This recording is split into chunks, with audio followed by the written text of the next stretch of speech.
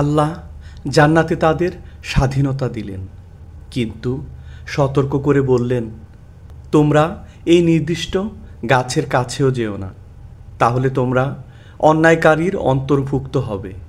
শয়তান, যাকে ইবলিস বলা হয়, তখনও কৌশল খুঁজছিল। সে আদম ও হাওয়ার কাছে এসে ফিসফিসিয়ে বলল, তোমরা কি চিরকাল জান্নাতে থাকতে চাও? তাহলে এই গাছের ফল খাও, এতে তোমরা অমর হয়ে যাবে।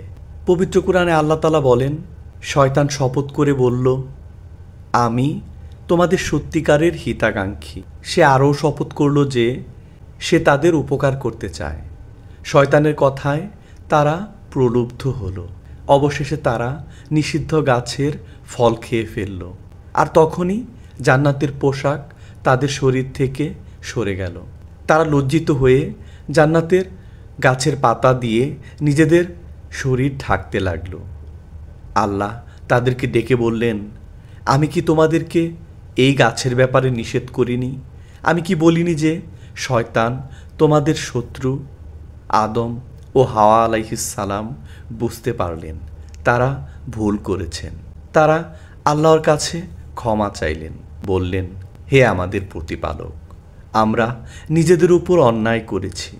আপনি যদি আমাদেরকে ক্ষমা না করেন তবে আমরা অবশ্যই ক্ষতিগ্রস্ত হব।